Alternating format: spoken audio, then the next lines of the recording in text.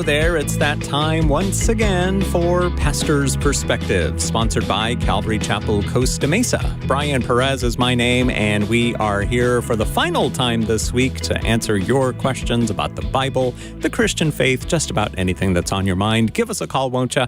The number is right there on the bottom of your screen if you're watching on Facebook or YouTube, but the majority of you are listening on the radio, so I will verbally give you that phone number. It's 888-564-6173, 3-8-564-6173. And answering your questions today, we've got Brian and Cheryl Broderson from Calvary Chapel, Costa Mesa. What is going on, people? What is going on? Well, I know Cheryl had a great meeting with her leaders for her women's ministry today. I had it's not my ministry. It's Joyful Life Ministry. Joyful Life, yeah. I had all kinds of great things, conversations with people around the world. And wow. I just talked to people around the world, jetted over to... great Bible. Yesterday he was telling us about all the people that he was talking to at the Sing conference last week. Yeah, see, people Nashville. That knew the Queen. You know where I've been? Yeah. I've been in Costa Mesa. By choice? Yeah. Walking my dog. Yes. Yeah. Yeah, so anyway, I had an eventful morning, just prepping for Sunday, getting my message on one of the greatest passages in all of Scripture, I am the resurrection and the life. Cheryl taught the passage a couple weeks ago, but no, you didn't drill down on that particular text. So I was more about Martha. Yeah. I'm just talking about the women. Yeah. In the, I think it's great for men to get a perspective on women, to kind of see it from a woman's point of view. And that's, yes. Well, since the chapter has to do with women experiencing Martha and Mary. Yeah. Mm-hmm. Yeah. I think. Of course, Lazarus had a pretty good experience too. I mean, can you imagine? Like, I'm dead, okay? And hearing the voice of the Lord. So I told you this, I think. So I met this artist. He's a renowned artist, famous artist. And like a painter or a sculptor or a musician? Everything. Oh, wow. Not musician. Okay. I met our garbage collector. That was fun. Sculptor, painter. Sorry. But anyway, he did a piece where he painted the face of Lazarus when Jesus said, "Lazarus, come forth." And he did 60 portraits of the various, just the expressions that Lazarus would have gone through. And he went through all this research where he researched what happens, when the blood vessels open up and the blood flows in and all of this. So I actually tried to get, at least a couple of those. But did you text him? I did, but he said he's traveling right now, and he said I have something on my phone, but it won't be good. Oh, bummer. So anyway, Ross Wilson is his name. You know what's interesting though is that who wrote Fearfully and Wonderfully Made? Yancey. He was Philip Yancey and Brand. Yes, that's it, Dr. Brand. Anyway, he was saying that his mother prayed that he go into the medical field. His father had been involved in the medical field and truly felt like that was what was needed in India. And he had just finished his degree in engineering and really wanted to build bridges. That's really what he wanted to do. But during World War II, he was helping in the hospital because of his medical skills. And the Blitz happened, and there was a girl in there who was dying. She was totally white, just, she looked for all purposes dead. And he thought he detected a faint heartbeat. So he gave her a blood transfusion. And when he did, he saw the color come back into her face, her skin. And when he saw that, he was marveling at the life is in the blood. Mm-hmm. And the fact that just this blood transfusion could bring her back to life. And that's when he knew that he wanted to become a doctor and a missionary doctor. Mm-hmm.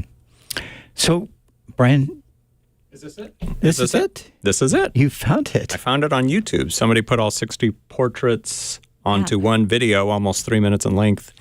And wow. So what are we seeing here? This is I guess that's a guy like kind of going through the metamorphosis of it's the first 60 seconds after of death, or? Lazarus coming back to life when Jesus called him. He's in the tomb. He's wrapped in. Well, you could probably do that thing on. I don't know if you'd want to, having seen it, but you could. Well, I was thinking just the portraits. Well, there you are. Now it's getting more human-like. Yeah. So once I knew the Lazarus has a guy's name, mustache. Ross Wilson, I was able to find it. Just do a search You are, for Brian. 60 portraits by Ross Wilson. Mm-hmm. And, That'd be kind of cool. You'll be able to see There that. you are. Mm-hmm. Oh, All right. right when we got to the scriptures, you turned it. No, I did. Wait to see. Bad Brian. Okay. So give us a call, 888-564-6173. We've got a food distribution tomorrow at Calvary Chapel, Costa Mesa. And then on Sunday, Pastor Brian Broderson will be teaching in the morning. And then there's a water baptism afterwards. I'm on the bread. I'm in the bread line. I'm part of the bread distribution. You know, what is it? The kind of the bread and the fruit. Mm-hmm. The beginning. I get to do that, and it was great because at my meeting today, I found out that my friend Judy is also serving there, and so is Linda Rourke. So we're going to have a kind of a comical, good time, a fun time. Mm-hmm. Yeah. So Sunday after our second gathering, which is about 11 to 12:30. So at 1:00, we're going to be having a baptism right here on the campus. And so just for those of you that maybe are not aware of that, those of you that even attend church here and aren't aware of it, that's what's happening this Sunday. If you haven't been baptized, then come on out and be baptized. We're going to also have just a nice time of having some food together, some hot dogs and hamburgers, and just a good time of fellowship. So, and even if you are no not... Yahweh's tacos this time, huh? No, they're coming, but not... They're coming on Wednesday, I think. Oh, Wednesday. Yes, Okay. Yeah. So, Yahweh's tacos are Yahweh's tacos. They're straight from heaven. They are. They're heavenly. They're so really good. But on Sunday, the baptism... if you would like to be baptized, maybe you haven't been baptized and you haven't had the opportunity, then you're welcome to come out and join us and be baptized as well. Very good. And you can find out more information at cccm.com about the water baptism, also about the food distribution, the grocery distribution, and Wednesday night's The Gathering, which begins this coming Wednesday. Yeah, and this coming Wednesday is an orientation for the classes. With food. I think we have... Yahweh's tacos. Yeah, I think we have 6 classes that we're doing this time around. We're starting up. This is a new thing. And Cheryl and I are going to be teaching a class together on words that every Christian should know. And Brian's going to tell me what those words are. 20 words. And I keep discovering more words. So we might have to have some bonus words. Mm-hmm. So we're going to try to do, because we just have 4 weeks because of our traveling schedule. So we're going to try to do 5 words a night, but I'm already thinking we might have 2 bonus words to go with the 5. Every week or just For 4 weeks. Okay. But this Wednesday, the 21st, is a orientation. So we won't start with any of the words. We'll just give out the syllabus, explain what's going on, have some worship together with the folks that have signed up for the courses. Yeah. Great. cccm.com is where to find out all this great information. 888-564-6173 is our telephone number this afternoon, and you can also send us your questions using Facebook Messenger or Instagram. But the best way to get an answer is to call us when we're here, and guess what? We're here. So call 888-564-6173. Here's our Facebook question. Our first one sent in by Johnny. Can you explain the red heifers? Israel just received 2 red heifers. Now they're celebrating and getting ready for the return of our Lord and Savior, Jesus Christ. So what are the red heifers all about? First of all, the red heifers, it seems like, there's some that really in the church are seeing this as, the sign. What it means is there's a place in Israel called the Temple Institute in Jerusalem that are determined to rebuild the temple and start the sacrifices again. But they couldn't purify, according to the Old Testament, they couldn't purify any of the vessels or have the first sacrifice without a red heifer. So this looks like it could start or initiate the building of the third temple. And why is the third temple, why do people believe in the third temple? Because in Revelation, there is a temple. And we know that the second temple was destroyed in 70 AD. So John is told to measure the temple, but not to measure the outer court because it's given over to the Gentiles. So he doesn't measure that court. So what people believe is that the Antichrist will come and build the third temple, and they believe this means that the rapture is closer than ever. And of course the rapture is closer than ever. I mean, it's been a while. But the thing about the red heifer is it's just the beginning of many things. It's got to go through all of this, scrutiny? Mm-hmm. Because last time they had a red heifer and they found a freckle on it. Yeah. So they just... They've had several over the last probably 10, 15, 20 years. And they this is a rabbinical thing, so it just goes far beyond the biblical text. And so they had a red heifer and they found a white hair on it. So that disqualified it. One white hair. As far as they were concerned. It's a little bit crazy. But this is, like Cheryl said, this is all in an effort ultimately to see the temple rebuilt, to see the sacrificial system restored, which will happen. So when you see these things, it's sort of like, okay, yeah, they're still searching. I don't know if they're ever going to be satisfied. They haven't been yet. So these are interesting times, obviously. When you're in Jerusalem, you can actually go to the Temple Institute and see all the things that they have done already. Like they've already made the outfit for the high priest. Mm. And they've done it from donations that people have sent in who want to see the the third temple built.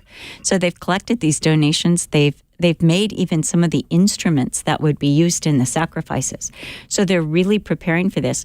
The problem is, as you can guess, is the Temple Mount. It's the location. Because right now they cannot put anything on the Temple Mount because there's 2 mosques up there. Interesting, because one of the mosques, the one that you see with all the tile, wasn't originally a mosque. It was originally the home of the Knights of Templar, who built it to protect Jerusalem. And they actually, built it, for God. And when the Mohammedans... actually, it was originally a mosque. Oh, and then they took it over? Yeah, because it was built in the 7th century. And then the Knights Templar took it over. And then the Knights Templar actually housed their men there. Yeah. And and that is the Dome of the Rock. It's actually a shrine. Mm-hmm. It's not technically a mosque. The one across from it, the Al-Aqsa, is the mosque. Yeah. But at one point, the Knights of Templar. Mm-hmm. But the problem is with the Temple Mount, you've got this mosque and you've got this. Mm-hmm. What'd you call it? Shrine. Dome of the Rock shrine. Right up there, and they're considered Jerusalem now because of the Al-Aqsa is considered one of the holiest sites of Islam. Mm-hmm. Yeah. And so it's not mentioned in the Quran as having anything to do with Muhammad as far as Muhammad, being there, anything. But after Muhammad died, the myth arose that he ascended to heaven from the Temple Mount. Mm-hmm. I was thinking of, as you were saying that, of the Hagia Sophia in Istanbul. And that was originally a church, a great church. It was built during the Byzantine Empire. That was taken over when the Turks conquered that area. They turned it into a mosque, and it's gone back and forth from a mosque to a church to a mosque to a church. And it was, for many years, recently a church, and it has very recently been converted back to a mosque. So it just keeps going back and forth. Mm-hmm. But, again, another interesting thing about the Temple Institute is, Brian and I were there, and we're seeing all these things. And Brian said, "Oh, are you going to build Solomon's temple?" And they said, "No, we're building Herod's temple." Because the first temple was built by Solomon. The second temple was built by King Herod, who was actually a Gentile. And so what's interesting about that is Brian said, well, why wouldn't you build the temple that was built by the son of David, a righteous man? Why would you build a temple according to, Herod, who was a Gentile and, not a believer? And they said because there is more information in the rabbinical writings about Herod's temple than about Solomon's temple. And so that's the one that they want to recreate, which was humongous. It took them 46 years to build. It took Herod 46 years to build, and it was, considered great. And that's what they want to build. He was an extraordinary builder. You can still see the remnant of some of his buildings today. Some of the stones 2,000 years later. One of the stones was at least, what was it? It was over. It's how many tons? Like 6 tons? No. You can't even measure the weight because it's over 30 feet long. It's about 5 feet high, and it's about 12 feet across. So they don't even have any idea how much the stone weighs or how it was ever put in place. There's nothing today there's no technology today that could actually move that stone. Whoa. Isn't that crazy? But the interesting thing is they said to us, we believe that a Gentile leader will arise and help us build our temple. And we thought, wow, Yeah. Probably what we would call the Antichrist. Yeah, remember they said, well, we're not waiting around for the Messiah. We don't know when he's coming. We got to get this show on the road. I mean, they literally said that. It's like, wow. We don't know what the Messiah is doing. We're not worried about him. We got to get this thing built. That was because I asked them publicly, what about the Messiah? Because Zechariah says the Messiah will rebuild the temple. We don't know what the Messiah is doing. We haven't heard from him in a long time. Taking it into our own hands. He never came So we're according to them. So yeah. Yeah. It's an interesting. So I hope that answers the red heifer question. Yes, Johnny, thank you for sending that in. It was good to hear from you. Now we're going to go to Robbie in Texas. Welcome to Pastor's Perspective. Thank you for calling 888-564-6173. Hey, how's it going? I got a question regarding John chapter 2, verse 23. Do you want me to read it so you know what I'm talking about? Yeah, we've got it right here. We can read it. Now, while he was in Jerusalem at the Passover festival, many people saw the signs he was performing and believed in his name, but Jesus would not entrust himself to them, for he knew all people. He did not need any testimony about mankind, for he knew what was in each person. Okay, and my question is, yes, that's it exactly. And my question was, when it says that many believed in his name when they saw the miracles, did they just believe in his miracles, or did they believe in him for Savior, for salvation? That was my question. Yeah, and what's implied here in the passage is that they were believing because of the signs. And so it says Jesus did not commit himself to them for that reason. He knew what was in their hearts, and he knew that they were following him basically because of the miracles. And then when you just go the next verse, you read about the contrast. Now, here's a different person, and that's Nicodemus. So John is contrasting Nicodemus with these others who did not truly believe. Nicodemus is going to be one who comes in sincerity. And what about also John chapter 6, when you've got all these disciples that are following Jesus, but when he said, unless you drink my blood and eat my flesh, you have no part of me. And these sayings were too much for them. And many left him then. Yeah. And he turned to Peter and he said, will you also leave? And he said, where else would we go? You alone have the words of life. Yep. So you see that there were many that were curious about Jesus. Yeah. Go ahead, Robbie. I'm sorry. They were just believing in his, just in the miracles. Like they saw him do a miracle. They believed that he was doing a miracle, but they didn't believe, I'm in agreement with you with what you just said. Cause, I was looking at some of the commentaries and I only found one that implied that the guy said, that they were believers, and everybody else kind of led me in the same direction that you did, saying that they didn't go all the way, that there was something missing, you know? Yeah. Well, that really is what the text implies. Yeah. And I think they were willing even for a while to like, this is the Messiah, because there was a huge messianic hope, huge right then. It was like a fever pitch. People were looking for the Messiah at that point because of some prophecies. For instance, one of the prophecies was the law will not depart from Judah until Shiloh comes. That's in, what is that? That's Genesis chapter 50. And so they believed, at that point, they believed that, as long as they had the law, the ability to do capital punishment, Shiloh was not there. But right before Jesus came or was noticed, the Romans came and took the right of capital punishment away from Israel, from the religious Jews of Israel. And when that happened, many of the religious Jews marched in Jerusalem saying the promises of God had failed because the law was taken away and Shiloh hadn't shown up. Whereas other people began to look for Shiloh. Even when you go to Matthew chapter 2, when the wise men come and they said, we've seen the star in the east and we're looking for the one who is born king of the Jews. And everyone in Jerusalem is troubled. The chief priests, answer, but no one goes to Bethlehem. But that has to do with their fear of Herod.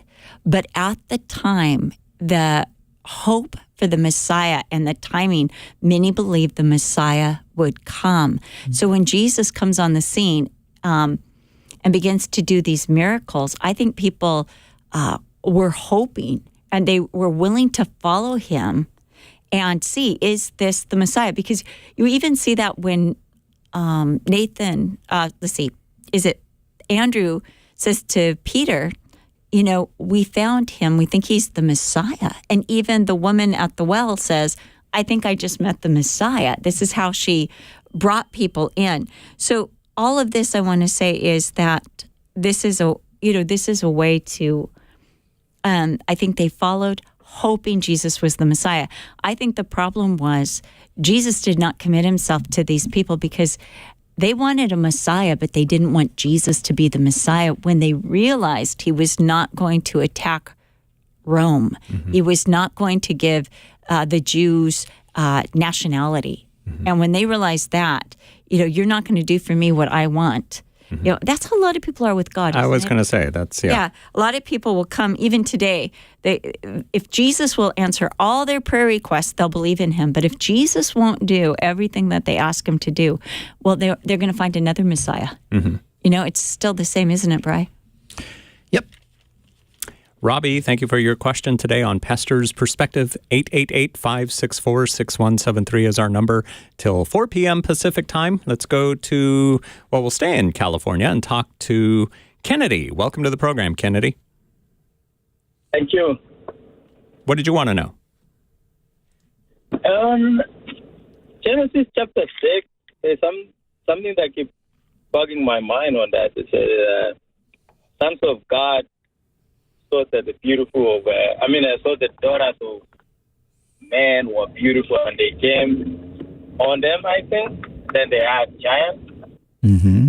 I'm sorry, I'm behind the wheel. If you can grab that and explain to me, that would be really awesome. We'll do our best. Is this one of the most asked questions? I think so. It's really, everyone is asking about that, Kennedy. Yeah. Yeah, and it's a very extraordinary passage. There's generally two views that have been held or are held presently even by Christians. Some believe that the sons of God, there's nothing supernatural going on here. The sons of God are a reference to the sons of Seth, the spiritual line of Adam and Eve's children. And the daughters of men are a reference to the daughters of Cain. Cain was the one who slew his brother Abel and went out from the presence of the Lord. And so they see this as a union between sort of the godly line and the ungodly line, a mixing of believers with unbelievers, and it results in these. It's hard for them to even explain what the exact result is. So this is a way of just really naturalizing the text, trying to understand it from a purely natural point of view. The other position would be to see these as spiritual beings who are in some way, shape, or form able to cohabit with human women and to produce children. And that is obviously a very strange and bizarre idea, but I personally think the text lends itself more to that interpretation, even though it is a very bizarre idea. The fourth verse is the one I think that you were most interested in. It says, the Nephilim were on the earth in those days, and also afterward, when the sons of God went to the daughters of humans, they had children by them. They were the heroes of old, men of renown. And so the word Nephilim, it's a Hebrew word, and it means the fallen ones. So the fallen ones were on the earth in those days. So there's passages in the New Testament, in 2 Peter chapter 2, and also in Jude, that seem to allude to something like this. The angels that did not keep their first place, God cast them down into chains and so forth. So as bizarre as it sounds, it does seem like there's something happening here where you have the supernatural and the natural coming together. And this is what leads to the destruction of the entire planet. So to me, that's a strong argument that this is something extraordinary. This is not just believers marrying unbelievers. This is something so extraordinary that God wipes out the entire world, animals as well as humans, with the exception of the animals in the ark and the 8 humans that are in the ark, Noah, his wife, his 3 sons, and their wives. I hope that answered your question, Kennedy. The line dropped, so we can't go back to you to see if you understood what we were talking about. He said he was in the car. Oh, did he? Okay. Yeah, and I think he said he was going to hang up. I didn't hear that part. Oh. Thank you. Let's go to Wyoming. Tori's on the phone. How can we help you, Tori? Hey, guys. So I'm driving in my car. I heard the last 2 guys speaking. So I'm wondering, didn't Jesus say somewhere, if you can't believe in me, believe in the works I do? Yes, he did say that. Okay, cool. So I think he was saying, believe that I'm the Messiah because of the works. But again, I think the big issue was that they didn't, nobody did what Jesus has done. In fact, even the enemies of Jesus said, no one has done these works. And Nicodemus said, who was a Pharisee, said, we know that you are come from God because no one has done the works that you do. But the problem is that, again, when you get to John chapter 6, when he said, you have to drink my blood, eat my flesh, said that many turned back because his sayings were too hard. They realized he was not going to do for them what they wanted him to do. He wasn't going to overthrow Rome, at least not at that time. In Daniel, we know that he overthrows all the kingdoms of this world. And, that's the same thing in Revelation. The kingdoms of this world have become the kingdoms of our God and of his Christ.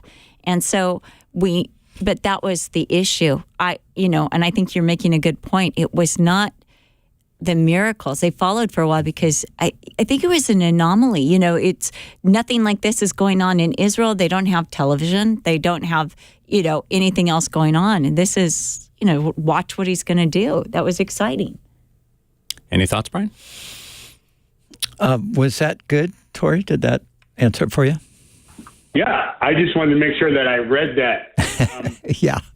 There's one more thing. When Jesus is talking to he's talking to the people, and he's saying, I'll give you the sign of Jonah, right? Yep. And then he says, because there's something, that's the word thing, not there's someone. He said there's something greater than Jonah here. Yeah. Uh-huh. Why did he say thing and not someone? Well, actually, it depends on the translation you're reading. If you're reading the NIV, which I am, it does say thing. If you're reading, I think, a New King James, it says someone. And so the word could go either way. I think the something is referring to the thing that's happening here is something that's greater than what was happening in the past. Tori, thanks for your questions today on Pastor's Perspective. We've got to take a break. We'll be back with more of your phone calls, so give us a call. 888-564-6173 is our number. 888-564-6173.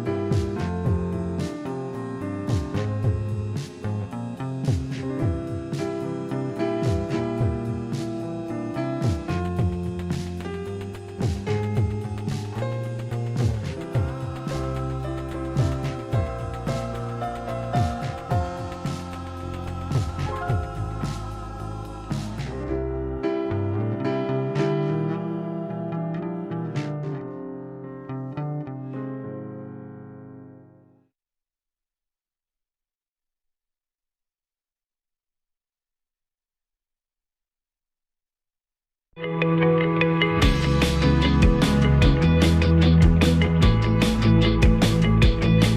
back on Pastor's Perspective. Give us a call. 888-564-6173 is our number. 888-564-6173. I'm Brian Perez, and we've got Brian and Cheryl Broderson in the studio to answer your questions for the next 25 or so minutes.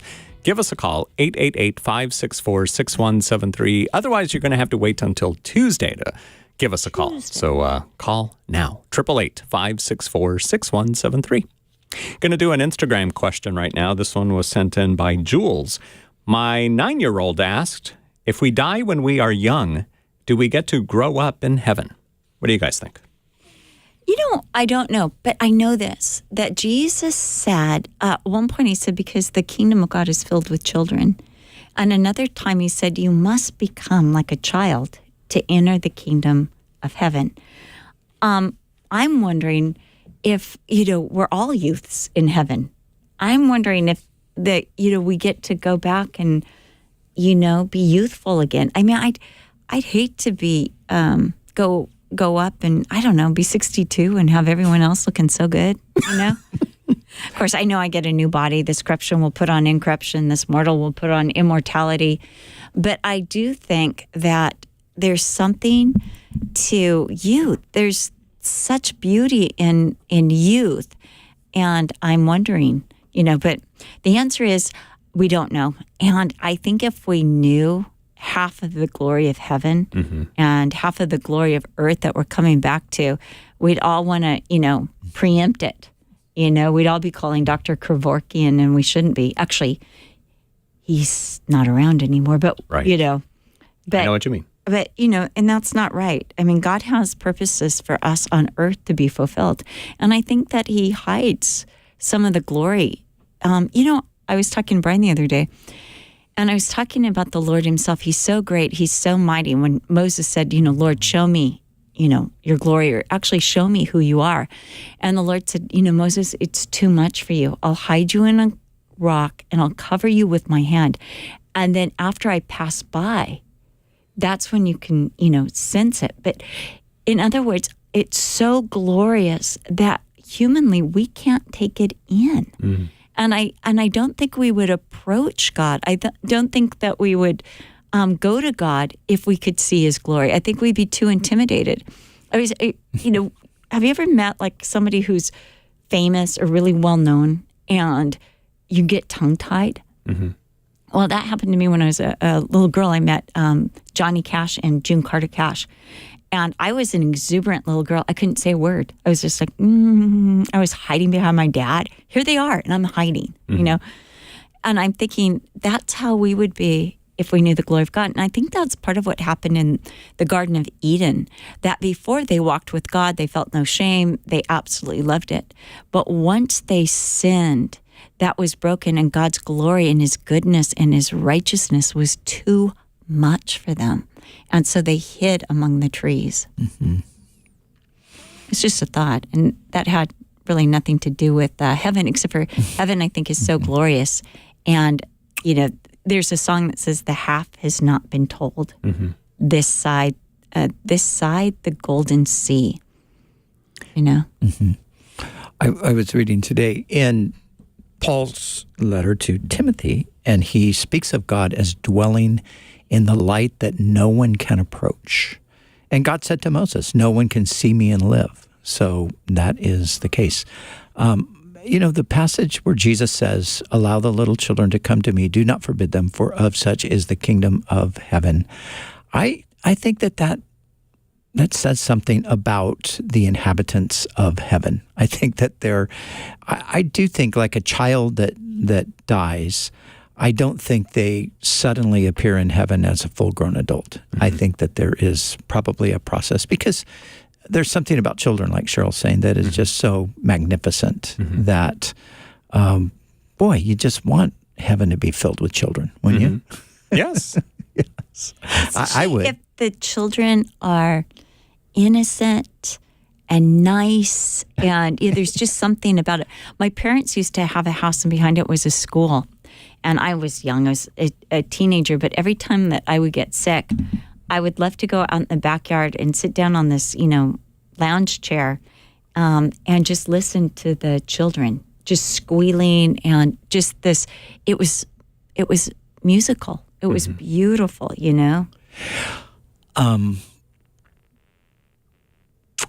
Yes, that reminded me of something. But I was thinking about, just think of all those precious little faces in your Sunday school class, and how you have these conversations with them that are fascinating, and how they're just I get to teach 6-year-olds. interesting. Yes. And yeah, it's amazing. You know what? We're doing Elijah and a Chariot of Fire, and I was at Hobby Lobby trying to find a craft to do that would resemble a Chariot of Fire. Yeah. So Well, I saw a chariot. I saw a chariot on Linda's desk, which, as you said, it would look like it came out of Ben-Hur. Yes. It did, but they changed the background, so at least you can't see that. But I thought the kids needed kind of a visual. I also found this piece of fabric for $5 because a mantle, I was reading today when Elijah loses his mantle, it's actually the coat. They would wear an outer coat that would keep them warm. Mm-hmm. And so it's like Elijah doesn't need that extra coat to keep him warm. He's in a chariot of fire on his way to heaven. So it's kind of a neat thing, but I thought I'd cut it out and, let the kids wear it. Just kind of a fun idea. Jules, thank you for sending in your question on Instagram for your 9-year-old. Good to hear from you. One more from Instagram here. Nellie wants to know, if our loved one marries at a Catholic church, would that be wrong? Brian? No. It's like a justice of the peace. Some people get married.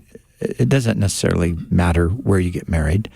The question is, where do people stand with Jesus personally? And that's what really matters. It doesn't matter where you get married. All right, Nellie, thank you for sending in your question. Now let's go back to the phones. Here is Joseph in California. What's going on, Joseph? Oh, my God, this is incredible. Hi, guys. How are you? Doing well. We're good. I'm calling today just to see if I can get some guidance with my anxiety and my worries. I've been a long-time follower of God, and I am a Christian. In 2020, unfortunately, while my mom was incarcerated, I came home to find my apartment completely destroyed. It had burned to the ground. Oh, my goodness. Ever since then, it's 2022. I still struggle with worry and anxiety over what may or may not happen. Yep. Wow. And I can't get back to normal, no matter how hard I try. I put my faith in God and I try to give it to Him, but there's still that voice in the back of my mind always saying, well, what if this happens? Or Yeah, you feel vulnerable, like this got through.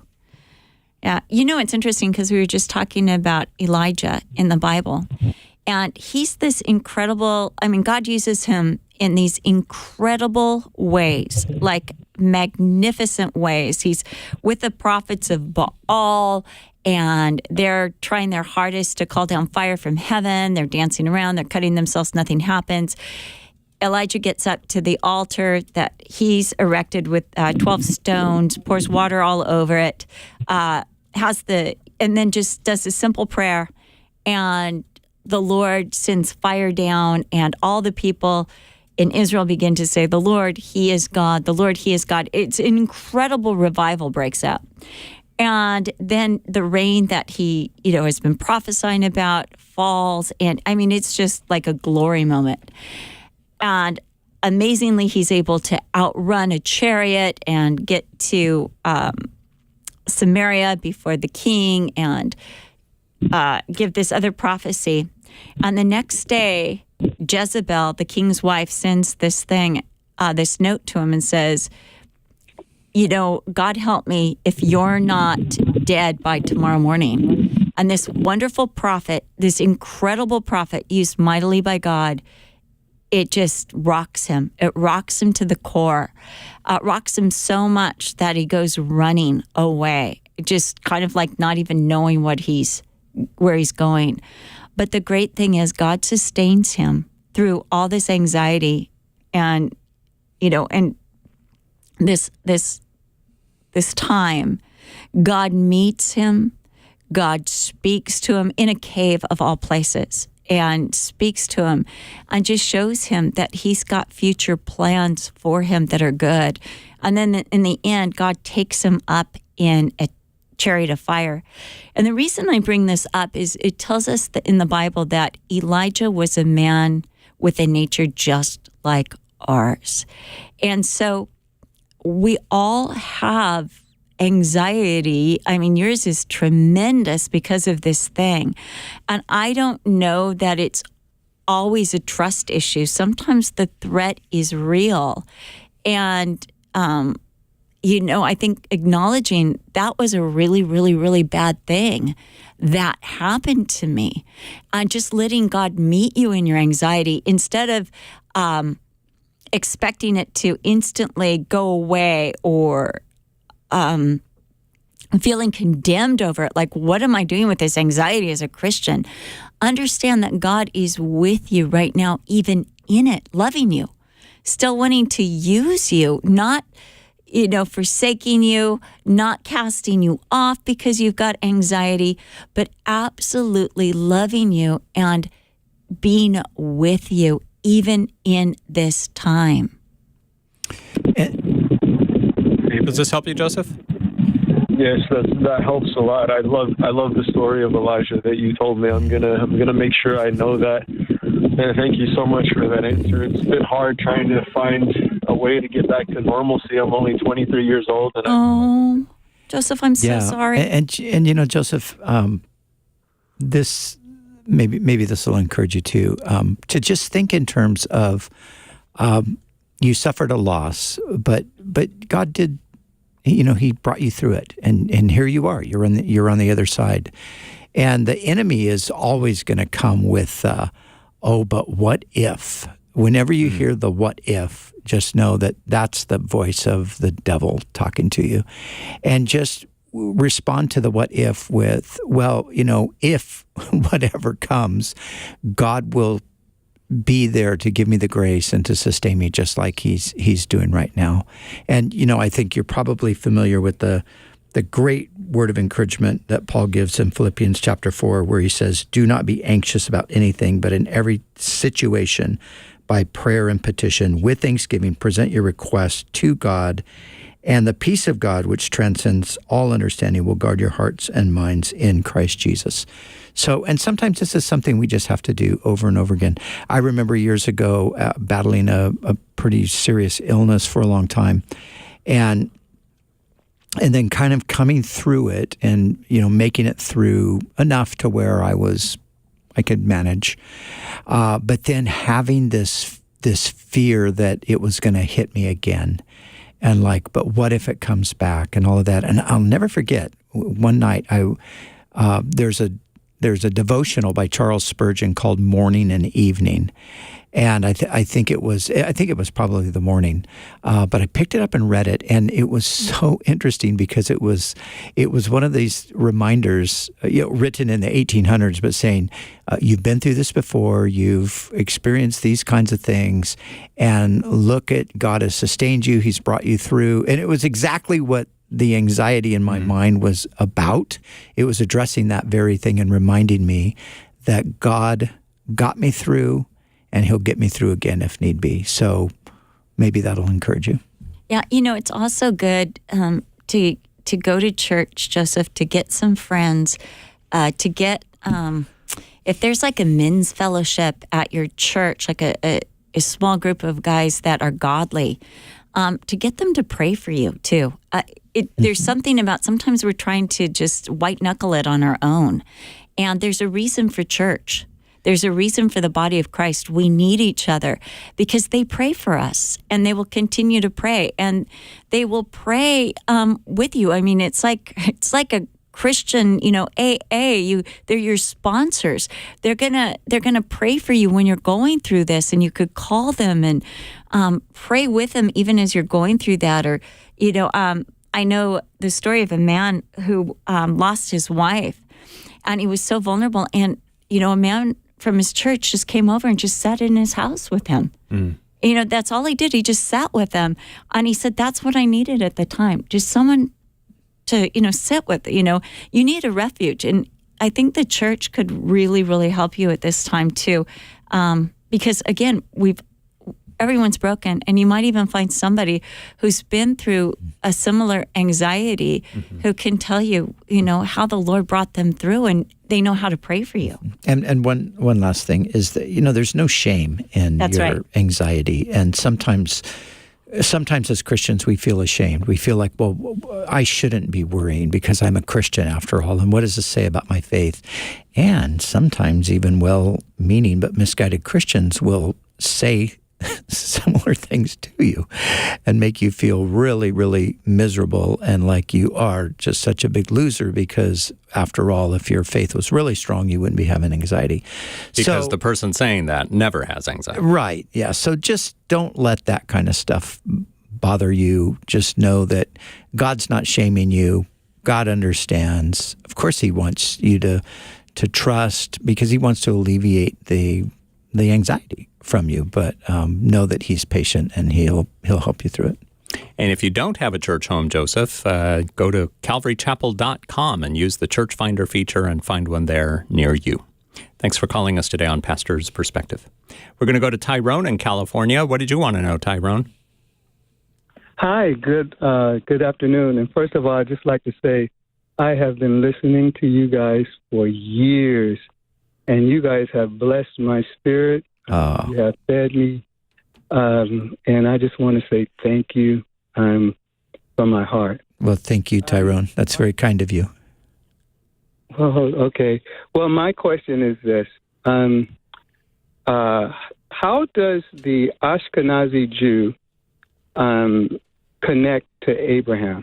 And I'm going to hang up and listen to you on the radio. Mm-hmm. Okay? Yeah, sure. Well, if you go back in Genesis to, you have the various genealogies. You have the pre-flood genealogies. You have Seth, and then you have the line of Seth leads to Noah. And then the post-flood genealogies, you have the sons of Noah, Shem, Ham, and Japheth. And then, the text goes on and tells us in the 10th chapter who came from who. And so when you come to Shem and you follow the line, Shem will take you to, ultimately Shem will take you to Abraham. And Abraham becomes, of course, the father of the Jewish nation, specifically through Isaac and Jacob. But so that's where you see the connection to Shem. The word Semite, which you might be familiar with, or it's used quite often, anti-Semite, talking about people who are against Jewish people.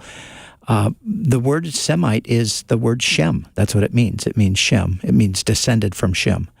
And so that's how you trace the connection. And so the Ashkenazi Jews are Jews who were dispersed and ended up in a European context. And so they're referred to as Ashkenazi because that's the part of the world. Ashkenaz is another name that you'll find there. And the location, Ashkenaz, was in what we know today as parts of Europe. And so that's why they're called Ashkenazi Jews. Tyrone, hope that helps. Thanks for calling us today on Pastor's Perspective, 888-564-6173. Sharon in California, how can we help you? Hi, I was wondering if I was in the wrong. We put a restraining order on my son-in-law, and we weren't supposed to talk to him because he beat up my daughter. But the store that I go to, he was out in front, and he's crippled. He's got one leg. And I found out he took an overdose of pills because he was out of it. I went to give him a coat, and if I hadn't called, I found out, I called the police to come get him to put him in the hospital, and I found out if I hadn't called him, he would have died of an overdose. He took an overdose of pills that he didn't know how many to take. So you're wondering if you should have extended this hand of kindness to him in light of what he did? Yeah. Brian, what would you say? Well, Jesus said, love your enemies. And I think that you're demonstrating that right there. Obviously, with a restraining order, the restraining order is not that you can't reach out to him in front of a store like you did. That's wonderful that you did that. The restraining order is really right that he can't come to certain places, especially places where your daughter is. Yeah. So you don't want to endanger your daughter by inviting him to violate the restraining order. But I think reaching out to him was very much a Christian. That was a Christian thing to do. It's what Jesus said to do, and maybe that'll soften his heart. It might. Sharon, thanks for your phone call today on Pastor's Perspective. Now we're going to go to Pam in California. What did you want to know, Pam? I wanted to know if we know what happened to the Ark of the Covenant or where it's located. You know, it's interesting because I was reading in Revelation. Let me see if I can find Revelation chapter 11. And at the end of that chapter, it says, "Then the temple of God was opened in heaven, and the ark of his covenant was seen in his temple. And there were lightnings, noises, thunderings, an earthquake, and great hail." And so there are some that believe that God actually took the ark to heaven. And that's a possibility. Others believe that Jeremiah hid it during the Babylonian occupation. Interestingly enough, maybe you recall the story in, 1 Samuel, when the Philistines invaded and Israel got the idea to take the ark into the battle. And when they took the ark into the battle, they ended up losing it to the Philistines. The Philistines actually got the ark and they put it in the temple of Dagon, their god. And when they came the next day, Dagon was fallen over and they, re-stood him up again. And the next day they came in and Dagon again was fallen over, but this time his head was missing and his arms had fallen off. And so then they went, okay, the God of Israel is real. What are we going to do with this ark? And then the people started breaking out with these tumors all over their body. So they're like, we got to get rid of this ark. And so they sent it back to Israel on a cart. Long story short, during the time of David, he ended up bringing the ark back to Jerusalem. Well, the priest began to hide the ark at various times. So if there was a king in Judah at the time, the southern kingdom, that did not respect the ark, the priests would often hide the ark in order to protect it because they weren't sure of the king. So you have this story about, and the ark was brought back into the temple. I can't remember the king during whose reign it was. It might have been Josiah. But what would happen is the priests would remove the ark, hide it if they were worried that a king would do something to it or disrespect it. So some believe that the priest, because they saw the siege outside of Jerusalem during, with Nebuchadnezzar, that these priests actually hid the ark and that it's hidden. In fact, that's a hope of many of the Jews, especially the Jews of the Temple Institute. Many of the archaeologists believe that it's actually hidden somewhere in Jerusalem, and if they just keep digging, they'll find it. So that's just one of the theories of many theories about the ark. I remember my dad had some people that came over from, was it Ethiopia? And claimed that they had the ark, and somehow they had gotten it through a connection with I don't remember. It was so convoluted, but they were showing him pictures of this box. But the other thing is, too, many of the people would make copies. There was a copy of something that looked like the Ark of the Covenant that was put in every synagogue during the time of Christ. And inside of that, there was a scroll that had the Word of God on it, the Old Testament. And so that's, and that could be, they might have had a synagogue at one point in that part of Ethiopia, and it could be that they had found the box that was a copy of the tabernacle, of the Ark of the Covenant. In Magdala, where we will be in just a little over a month's time, they have that exact thing that Cheryl's talking about. They've unearthed a first century synagogue, and there's a box, a stone box that does indeed look like the ark. Very good. Does that answer your question, Pam? Yes, it did. Thank you so much for taking my call. You're welcome. Thank you for calling us today on Pastor's Perspective. And that is all the time we have on today's program, because that little song is going to start any second now. There it is. It's fading in gradually. Thanks for listening to the program. Sorry that we couldn't get to all of your calls. We will be back next week. Please call us then on Tuesday. We open up the lines a few minutes before 3 o'clock. Same phone number, 888-564-6173. Have yourself a great weekend. See you at church on Sunday. Come on out to Calvary Chapel, Costa Mesa for the water baptism. Even if you've already been baptized, it's always great to see the new believers who get baptized. And if you'd like to register for the baptism ahead of time, you can do that on the Calvary Chapel Costa Mesa website, cccm.com. For Brian and Cheryl Broderson, I'm Brian Perez, and Pastor's Perspective is sponsored by Calvary Chapel Costa Mesa.